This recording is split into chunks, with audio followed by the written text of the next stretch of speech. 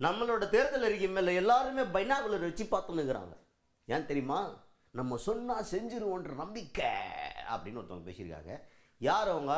திமுக MP Kanimozhi அவர்கள். அவங்க தான். அவங்க ஒரு மேடையில் பேசும்போது பக்கத்தில் கே நேரு அவர்களாக இருக்கார். அவர் எந்திரிச்சு என்ன கோரிங்கன்னு நமக்கு ஒன்றும் விளக்கமாக பார்க்க முடியல, ஆனால் நீங்கள் எங்களுக்கு பண்ணி கொடுக்குமாறு வேண்டுகிறேன் வேண்டுகிறேன் வேண்டுகிறேன்னு சொல்லிட்டு ரிப்பீட் மோடில் பல விஷயத்தை அழுத்தமாக சொல்லியிருக்கிறாரு. எங்களுக்கு நீங்கள் பண்ணி கொடுங்க அப்படின்னு சொல்லிட்டு.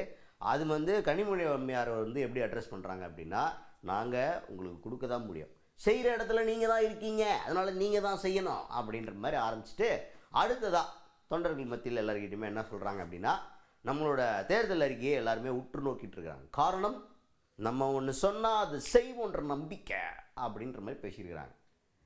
ஓகே, புரியுது. மைண்ட் வாய்ஸ்ன்னு இப்போ சத்தமாக இங்கே வரைக்கும் கேட்குது. என்னடா ஏற்கனவே கொடுத்த தேர்தல் அறிக்கையிலே இன்னும் மிச்சம் இருக்கே, அதையே பண்ணலை, புதுசாக தேர்தல் அறிக்கை வேறையா அப்படின்ற மாதிரி நீங்கள் கேட்குறது சத்தமாக கேட்குது.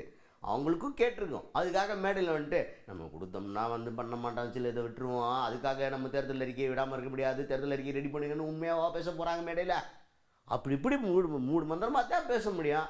அந்த மாதிரி ஒரு மாதிரி ஊக்கம் கொடுக்குற மாதிரி பேசியிருக்கிறாங்க கனிமொழி அவர்கள். போன தடவை வரும்போது ஏமாந்துட்டேன் இல்லாமல், அதனால தான் அந்த தடவை நீங்கள் நான் சொல்லிட்டு இன்னும் அமைச்சர் இருக்கார், இன்னும் அவர் என்ன வச்சிருக்காருன்னு தெரியல, அவர் எழுதி கொடுப்பாரு.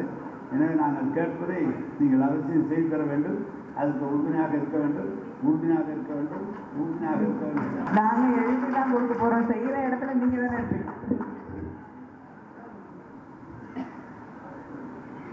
நம்முடைய திராவிட முன்னேற்ற கழகத்தின் தேர்தல் அறிக்கை என்பது எல்லோரும் எதிர்பார்க்கக்கூடிய ஒரு தேர்தல் அறிக்கை. ஏனென்றால் அந்த தேர்தல் அறிக்கையிலே எது வாக்குறுதியாக வெளியிடப்படுகிறதோ அது நிறைவேற்றி தரப்படும் என்று அத்தனை பேருக்கும் தெரியும்.